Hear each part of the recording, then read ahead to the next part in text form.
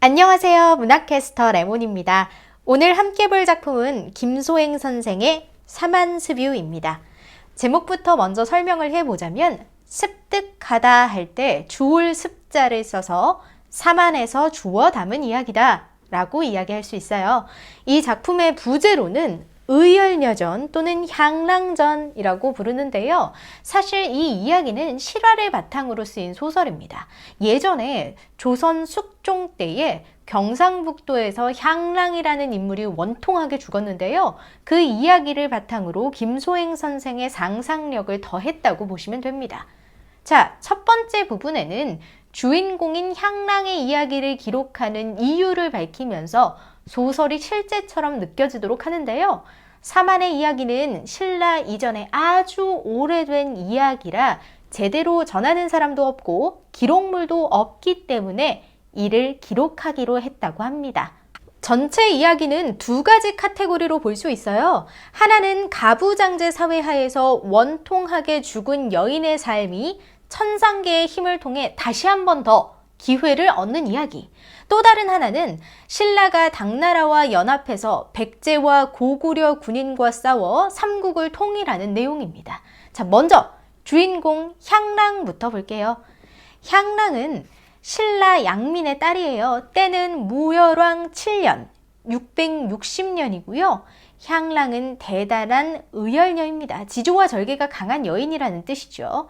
태어날 때부터 집에 기이한 향기가 가득해서 이름도 향기가 나는 여인, 향랑이라고 지은 거예요. 이때 원광법사는 실존하는 인물입니다.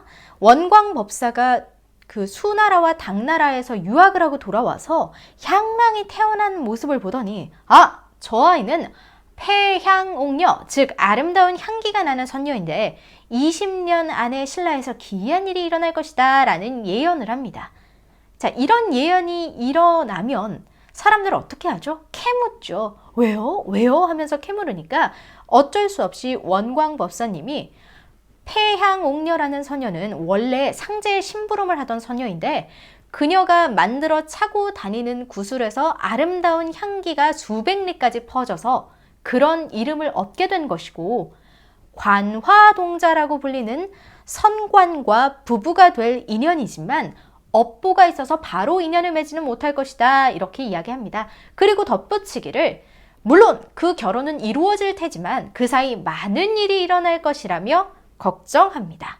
향랑의 인연이 누굴까요? 네, 바로 남자 주인공인 효렴입니다. 효렴은 재주가 뛰어난 남편감이었지만 집이 많이 가난했어요. 그래서 향랑의 부모님들이 많이 반대를 했죠. 그리고 향랑은 부모님의 권유로 다른 분한테 시집을 갔는데요. 분이라는 말도 쓰기 싫어요. 못나도 그렇게 못난 분일 수가 없어요, 남편이. 게다가 시어머니는 또 어떡해요? 온갖 구박을 다 당한 거예요. 그리고 나서 향랑은 다시 집으로 쫓겨옵니다. 이제 혼자의 몸이 된 향랑은 부모님마저 잃고요. 향랑의 처지를 알고 있는 외숙모는 다시 한번 혼인을 하는 것이 어떠냐고 거듭 권했는데요. 입으로는 알았다고 했지만 결국 마음으로 받아들이지 못했던 향랑은 연못에 몸을 던져 스스로 목숨을 끊고 맙니다. 천상계에 올라간 향랑은 후토 부인, 그러니까 대지의 신이죠. 후토 부인에게 부탁을 해서요. 세상에 다시 환생을 시켜달라고 이야기합니다. 자신과 뜻이 맞는 자신의 인연인 후렴과 한평생 살아보고 싶다는 것이 소원이었죠. 이건 후토 부인이 허락한다고 될 일이 아니었어요. 천상계에서는 성인들과 신들이 일대 논쟁을 벌입니다. 결국에는 공자가 그녀가 환생을 원하는 것은 이치에 맞다, 예에 맞다 라고 이야기함으로써 환생이 허락됩니다. 하지만 천상계의 논쟁을 통해 환생이 결정되었다는 것을 마뜩찮게 보고 있던 세력이 있었으니 바로 마왕과 마모였습니다. 마왕과 마모는 허락할 수 없다는 입장을 밝히면서 끔찍한 죄인들로 이루어진 마왕 군대를 소집해서 파견합니다. 이 부분을 철학적으로는 양과 음의 대결이라고 하는데요. 처음에는 양, 즉 천상계의 존재들이 엄청나게 밀리기 시작합니다. 특히 강력했던 공격이 바로 마모의 치마폭 공격이었는데요. 치마에 깔린 천상계 군사들은 힘도 제대로 쓰지 못하고 쓰러집니다. 바로 유욕, 성적인 욕망을 상징하는 거죠. 이를 타게 한 것은 바로 어렵게 모셔온 석가열애입니다. 석가열애는 무욕의 힘으로 마왕의 군대를 물러가게 하고요. 결국에는 천곤과 마군이 서로 화해를 하고 향랑의 결혼을 허락하게 됩니다. 향랑은 효렴의 이웃집 딸로 환생해서요. 7일 만에 여인의 모습을 갖추고요. 드디어 결혼을 하게 되는데요. 인간계에서 이 둘의 결혼을 도운 것이 바로 김유신 장군입니다. 나중에 효렴은 아천이라는 벼슬을 얻게 돼서 김유신 장군을 도와 백제와 고구려에 맞서게 되는 인물인데요. 이때 백제의 의정왕은 무당의 말만 믿고 무척 오만한 모습을 보입니다. 그 말이 뭐냐면요. 나당 연합군과 백제 사이에 있는 강물에 백제 무왕이 용이 되어 지키고 있다는 거였어요. 아니나 다를까 용이 너무너무 센 거예요. 나당 연합군은요, 강물을 건너려다가 배도 다 잃고 지게 될 위기에 처하죠. 당나라의 소정방 장군과 신라의 김유신 장군은 고민을 하면서 점괘를 보는데요. 점괘에 뭐라고 나왔냐면요. 부인을 찾아야 이익이 있을 것이다 라고 나온 거예요. 근데 여기는 군 막사잖아요. 무슨 부인이 있겠어요? 드디어 우리의 주인공인 향랑이 다시 나올 때가 된 거죠.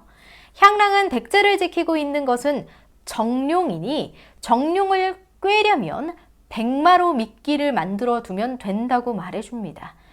가까스로 백마로 미끼를 삼아서 용을 처치하는 데 성공한 나당 연합군은 축제 분위기예요. 그런데 그 분위기에 너무 몰입을 한 걸까요?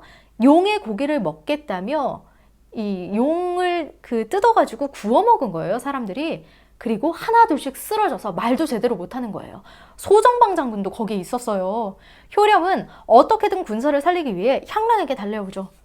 향랑은 그 말을 듣고 껄껄 웃으면서 용에는 세 종류가 있는데 하나는 진룡이어서 어차피 인간 세상에서 논할 필요가 없고요. 두 번째는 물고기가 변한 용인데 독이 없으니 상관이 없고요. 세 번째는 뱀이 변한 것인데 독성이 있어서 먹으면 죽는다고 해요. 정룡이 바로 그 뱀이 변한 용이겠죠. 해독 방법은 무엇이냐? 간단합니다.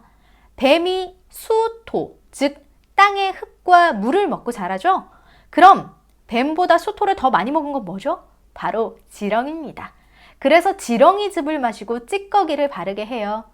군인들은 결국 몸 안에서 이 나쁜 독들을 토하고요. 병을 치료하고요. 삼국 통일의 원을 이루게 됩니다. 딱 영웅서사 구조의 전형을 갖춘 고전 판타지라고 보시면 될 것 같아요. 고귀한 혈통, 신선세계의 선녀죠. 그리고 비범한 능력에 예쁘고 글솜씨도 뛰어나죠. 자, 위기 부분에서는 시집에서 쫓겨나고 개가를 강요당하다가 스스로 목숨을 끊었죠. 그리고 네 번째, 조력자를 만나죠. 하늘에서는 후토 부인을 만나고요. 땅에서는 김유신 장군을 만납니다. 그리고 마지막으로 위협을 성취, 즉 백제와 고구려를 물리치고 삼국 통일의 위협을 달성했죠. 김소행 선생의 사만스뷰, 조금 길기는 한데요. 시간이 나시면 전문을 꼭 읽어보시면 좋겠어요. 오늘도 함께 해주셔서 고맙습니다. 지금까지 문화캐스터 레몬이었습니다.